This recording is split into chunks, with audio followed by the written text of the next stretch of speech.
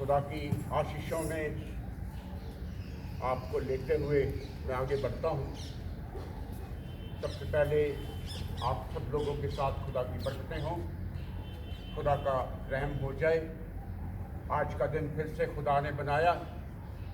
आज का दिन इसलिए बनाया है कि आप खुदा की बरकतों को एक बार फिर कबूल करें, एक बार फिर से खुदा की बरकतें आपको मिल जाएं, खुदा का अनुग्रह आप पर हो जाए, आपकी ज़िंदगी जो है वो उज्जवल हो जाए, आपकी ज़िंदगी एक मतलब वाली ज़िंदगी हो जाए और आप खुदा में आगे बढ़ते चले जाएं। ये संसार जो है ये खुदा ने आप लोगों के लिए बनाया हुआ है और इस संसार का और संसार की चीज़ों का, संसार की बातों का और अपनी ज़िंदगी का भरपूर आनंद लें। खुदा ने इसलिए बनाया। सदा खुश रहो, खुदा कहता है सदा खुश रहो। परेशानी आपसे दूर, दुख दर्द आपसे दूर, आप मेरे स्वर्गीय राज्य के वारिस हो, आप खुदा के बेटे और खुदा की बेटियां हो।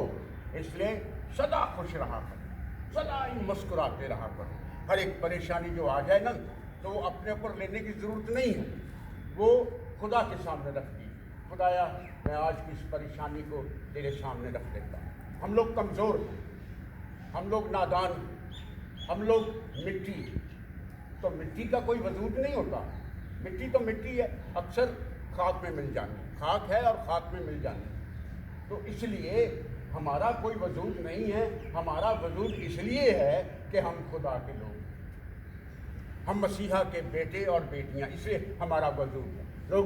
लोग इसी से हमारी पहचान करते हैं। ये मसीह लोग हैं, ये खुदा के लोग हैं और हमें चाहिए कि हम हमेशा खुदा के हुक्मों में बने रहें। आज 21वां रोज़ा है और 25 तारीख हो गई है और 21वें रोज़े पर खुदा आपसे डिमांड करता है कि आप खुदा के हुक्मों में बने रहें। जब तक आप खुदा के हुक्मों में बने रहेंगे आपकी ज़िंदगी जो है ना उज्ज्वल रहेगी, आपकी ज़िंदगी बेशकीमत ज़िंदगी हो जाएगी। वो कहता है जो आपकी आँख, जो आपको छूता है ना वो मेरी आँख की पुतली को छूता है। इतना दुख होता है, इतना दर्द होता है जब आपको कोई परेशान करता है, जब आपको कोई दुखी करता है, आपको किसी भी किस्म की कोई ठेस पहुँचाता है ना तो खुदा को दुख होता है। याद रखिएगा, खुदा को दुख होता है और वो कहता है कि जो आपको छूता है वो मेरी आँख की पुतली को छूता है। इसलिए आज का जो उन्वान है, आज का मौजू जो है, खुदा के हुक्मों में बने रहें, खुदा के हुक्मों की तामील कीजिए, खुदा के हुक्मों को जानिए। अपने से सीनियर, अपने से बड़े लोगों का, अपने माँ बाप का, अपने बहन भाइयों का इज्जत करें, मान करें और सम्मान करें, क्योंकि आपके सामने जो खड़ा हुआ बंदा है उसमें खुदा की आत्मा है। क्या तुम नहीं जानते कि तुम परमेश्वर का मंदिर हो और परमेश्वर की आत्मा तुम में वास करती है? जब मेरे सामने खड़ा हुआ बंदा मुझे याद आ जाता है कि ये खुदा का बेटा है, ये खुदा की बेटी है, तो मैं अपना जो अपनी अकड़, अपना जो उसे पीछे कर लेता हूँ। नहीं यार, ये खुदा का बेटा है, ये खुदा की बेटी है, इसको ठेस पहुँचेगी, इसका दिल दुख जाएगा। इसलिए खुदा के हुक्मों में, आज का उन्वान ये है कि खुदा के हुक्मों में बने रहिए। खुदा ने आपको 10 हुक्म दिए हैं और 10 हुक्मों में से पहला हुक्म ये है कि तू मुझे छोड़ किसी और परमेश्वर को ईश्वर मत मानना।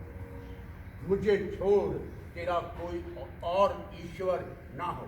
आज दुनिया में कितने ईश्वर हैं? जो आदमी किसी चीज़ का गुलाम हो जाता है, उसके बिना नहीं रहता है, उसके लिए वही ईश्वर हो जाता है। जो बंदा सुबह से लेकर शाम तक झूठ ही झूठ बोलता है, समझ लीजिए उसने झूठ को अपना ईश्वर माना हुआ, वो झूठ के बिना रह नहीं पाता। जो आदमी सुबह उठते सारी मोबाइल देखता है और शाम तक मोबाइल के झंझट में पड़ा रहता है, वो मोबाइल का गुलाम हो गया। सबसे बड़ा दुश्मन है आज का, वो उसका गुलाम हो गया है। आदमी सुबह उठते धन दौलत की पूजा करता है, उसके साथ रहता है, तो वो उसका गुलाम हो गया है, उसके लिए वही ईश्वर हो गया है। तो खुदा का कलाम कहता है कि मुझे छोड़ तेरा कोई भी ईश्वर जो है वो ना हो।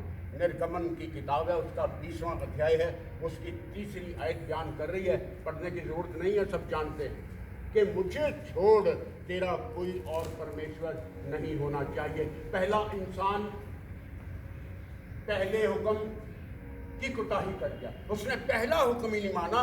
हमने भी पहला हुक्म नहीं माना, हम पहले हुक्म में ही पीछे रह गए हैं। हमने अपने खुदा को खुदा करके नहीं माना, हमने अपने ऊपर ज़्यादा भरोसा किया। खुदा ने आदम को बनाया, खुदा था उसका, उसकी हाथों की रचना थी, वही उसने बोला था कि तू मेरा हुक्म मानना। उसने एक हुक्म दिया था कि इस बाग के जितने वृक्ष है ना तू खा लेना, पर एक वृक्ष जो मैं उंगली करके इशारा करता हूँ, ये जो बीच का दरख्त है, इसका फल ना खाना। माय डियर फ्रेंड, फल तो फल ही था, फल तो फल ही था, जैसे दूसरे फल थे वैसा वो भी फल था। देखने में अच्छा था, मनभाऊ था, सुंदर था, स्वादिष्ट था। सिर्फ सवाल ये था कि खुदा चाहता था कि ये मेरा हुक्म मानता है कि नहीं। सवाल तो इतना ही था। फल तो फल ही था, सारे फलों की तरह फल था, लेकिन खुदा ने देखना चाहा ये मेरा बंदा जिसे मैंने अपने हाथों से बनाया है, क्या ये मेरा हुक्म मानता है। तो वो पहले हुक्म में ही कोताही कर गया। पहला हुक्म जो खुदा ने उसे दिया वो उसमें फेल हो गया। अगले वाले तो हुक्म बहुत है, दूसरा, तीसरा, चौथा, 5वां, 6वां, 7वां, 8वां, 9वां, 10वें पे जाने की जरूरत नहीं है, वो पहले हुक्म में ही फेल हो गया। हम भी वैसे ही, हम पहला हुक्म नहीं मान पाए हैं, आगे क्या चलेंगे। एक दिन दिमाग में आ रहा था, खुदा की पवित्र अगुवाई हो रही थी कि खुदा के 10 हुक्मों पर मैं आपसे बातचीत करूं। लेकिन जब मैं इस पर मनन कर रहा था, इस पर ध्यान दे रहा था, तो मेरे दिमाग में आ गया, मुझे पता लग गया कि हम तो पहले हुक्म में ही फेल हैं, आगे क्या चलेगा। पहले हुक्म में ही हम फेल हो गए हैं। यदि तू मेरी दी हुई आज्ञाओं को माने, जो मैं आज तुझे सुनाता हूं, आज तुझे सुनाता हूं, खुदा का कलाम कहता है कि आज मैं आपको बताने जा रहा हूं कि व्यवस्था विवरण 28:1, यदि तू उन खुदा की आज्ञाओं को जो आज मैं तुझे सुनाता हूँ ध्यान से। पहली बात, खुदा का हुक्म माने। दूसरी बात, अपने माता पिता का हुक्म माने। तीसरी बात, अपनों से बड़ों का आदर करें। चौथी बात, अपने बुजुर्गों का सम्मान करें। पांचवी बात, अपने लोगों की सेवा करें। छठवीं बात, इस हॉस्पिटल में आए हुए सभी मरीज जो खुदा के बनाए हुए बनते हैं उनकी सेवा करें।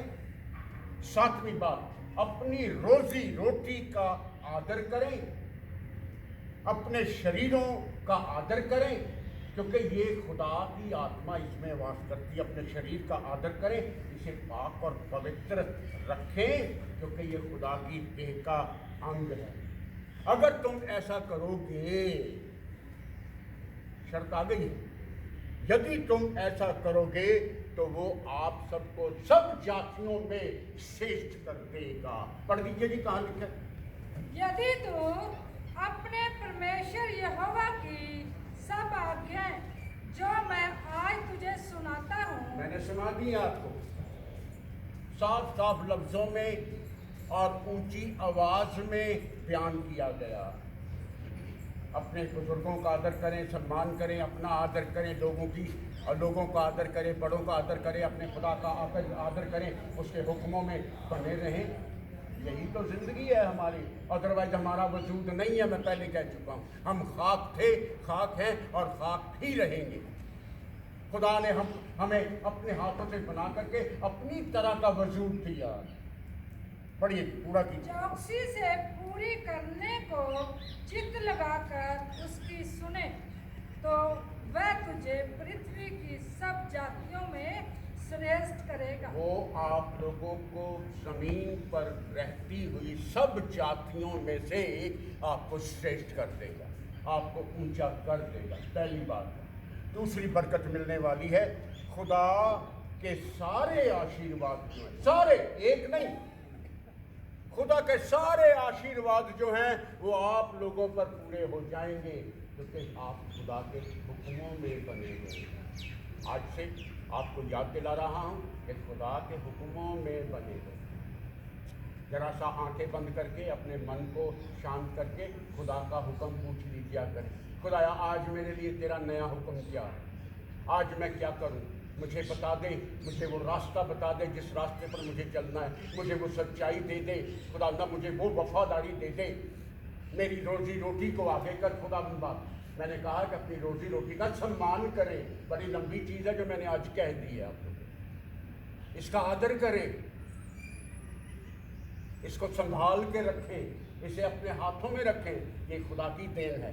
दूसरी आयत बयान करती है खुदा के सारे आशीर्वाद जो हैं सिर से लेकर पांव तक की जितनी जरूरतें हैं वो खुदा पूरी करेगा। पढ़िए जी कहां लिखा है, फिर अपने परमेश्वर यहोवा की सुनने के कारण ये सब आशीर्वाद तुझ पर पूरे होंगे। खुदा के सारे आशीर्वाद जो हैं, खुदा ने किसको देना आशीर्वाद? आप लोगों के लिए तो रखा हुआ है।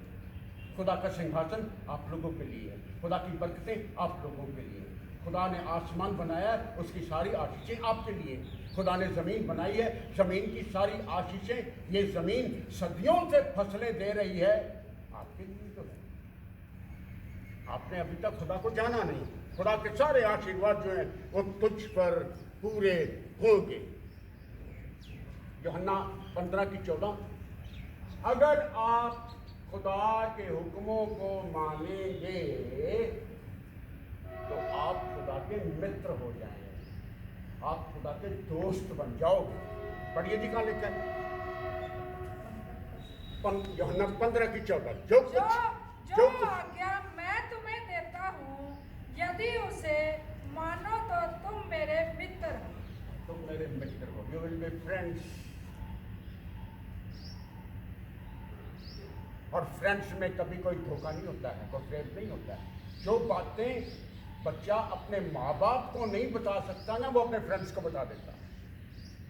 खुला दिल होता है, खुले दिल से वो एक दूसरे से बातें करते हैं। तो आज खुदा का कलाम कहता है अगर तुम मेरे हुक्मों को मानोगे ना, तुम मेरे दोस्त हो जाओगे, तुम मेरे मित्र हो जाओगे। यीशु कैसा दोस्त प्यारा, दुख और बोझ उठाने को, क्या ही उम्दा वक्त हमारा बाप के पास अब जाने को। ये उम्दा वक्त है जो आप खुदा की हुजूरी में लगाते हैं। मैं खुदा का शुक्र करता हूँ, पहले सबसे उसका शुक्र करता हूँ जिसने हमें बनाया। दूसरा शुक्र मैं इस इंस्टीट्यूट का करता हूँ जो खुदा ने अपने लोगों के लिए बनाया। ये हमारी जिंद जान है, ये हमारी एक शान है, हमारा ताज है हमारे सिर के ऊपर। इसे संभालना आप लोगों का काम है। हम तो आज हैं, कल नहीं होंगे।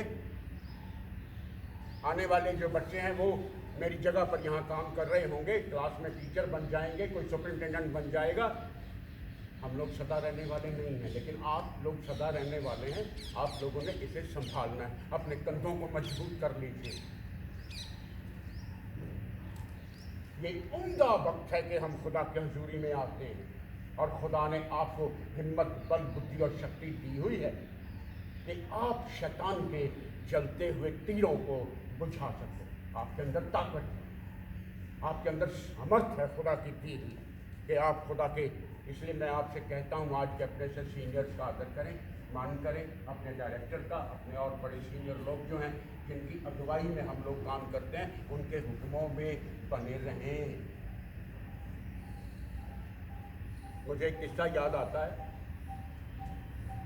एक गुरु ने अपने चेले से कहा कि जा बेटा खेतों में, पंजाबी कहते खेतों पानी का मोड़ा ला दे। नरेंद्र इतना ही पानी का मोड़ ला दे, एक तरफ आते हुए पानी को रोकना है और उसका मोड़ दूसरी तरफ कर देना।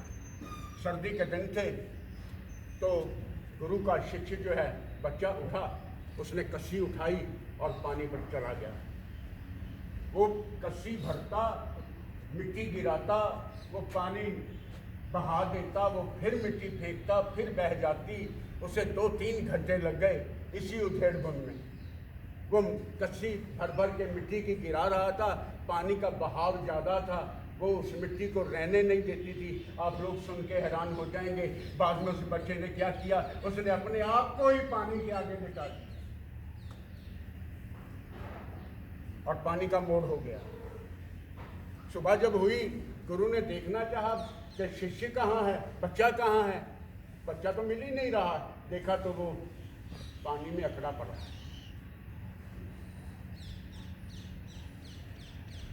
माय डियर फ्रेंड्स, ये है वफादारियाँ।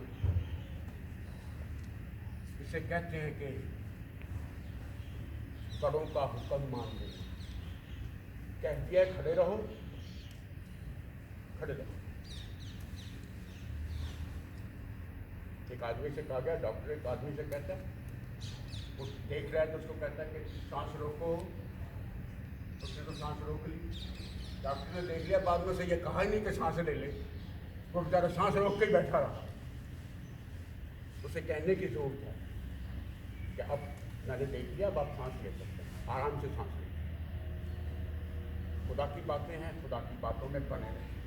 अपने से बड़ों का आदर करें, सम्मान करें, अपने माँ बाप का आदर करें। यहीं से शुरू होगा, यहीं से शुरू होगा, यहीं से शुरू होगा कि आप सीनियर्स का आदर करने लग जाएंगे, आप अपने खुदा का आदर करने लग जाएंगे। सबसे पहले माँ बाप का आदर मानना शुरू कीजिए। फैमिली से, घर से ये आदर मानना शुरू होगा। हे बाल को अपने माँ बाप का आदर करो। आज देखने में आता है कि बच्चे को माँ बाप के कंट्रोल में नहीं है। आपके लिए कह रहा हूँ, हे बाल को अपने माँ बाप का आदर मान करो और उसके आज्ञाकारी बनो, ये उचित है, ऐसा लिखा हुआ है। माँ बाप का आदर करो, ये उचित है, क्योंकि माँ बाप के जरिए से खुदा ने आपको इस दुनिया में भेजा। ये दुनिया उन्होंने दिखाई आप लोगों को, इसलिए सबसे पहले उनका आदर करना। अगर उनका आदर करोगे तो क्या हो जाएगा, तेरा भला हो जाएगा। तू जमीन पर बहुत दिन जिंदा रहेगा, तेरी जिंदगी पुरनूर हो जाएगी। इफ्सियों की पत्री 6 का 3री आयत बयान कर रही है, तेरा भला हो जाएगा। जब तू खुदा के हुक्मों को मानेगा, अपने माँ बाप के हुक्मों को मानेगा, अपने से बड़ों का हुक्म मानेगा, तेरा भला होगा। खुदा का कलाम कह रहा है, मैं नहीं कह रहा। इफ्सियों 6:3 के तेरा भला हो और तू धरती पर बहुत दिन जीवित रहे। तेरा भला हो जाएगा और तू इस जमीन पर बहुत दिनों तक जिंदा रह पाएगा। तेरी जिंदगी लंबी हो जाएगी, तेरी जिंदगी पुरनूर हो जाएगी, तुझे आशीष वाली जिंदगी मिल जाएगी। शर्त ये है कि तुम्हें खुदा के हुक्मों में बने रहना है। आगे लिखा हुआ है, जो खुदा अपने माँ बाप को तुच्छ जानता है, उसका दिया बुझ जाता है। जो अपने माँ बाप को तुच्छ जानता है, आपने मेरे लिए किया ही क्या है? जो कुछ किया है मैंने खुद किया। जो माँ बाप को तुच्छ जानता है, उसका दिया बुझ जाता है। खुदा के हुक्मों की गांठ बांध लें, अपने दिल में गांठ बांध करके इन्हें रख लें, इन्हें गले का हार बना लें। ऐसा लिखा हुआ है नीति वचन 6:21। नरेंद्र देखें क्या लिखा है। खुदा के इन हुक्मों को अपने दिल में गांठ बांध लें। आज की सबसे अच्छी आयत है, आपके साथ जाएगी 6:21।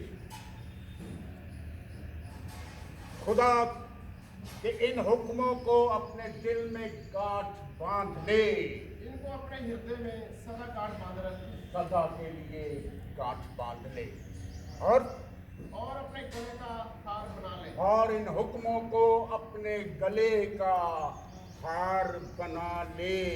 खुदा का हुक्म तो दीपक है और दूसरों की शिक्षा को मानना जीवन का रास्ता है। सिखाने वाले की डांट जो होती है वो जीवन का रास्ता होता है।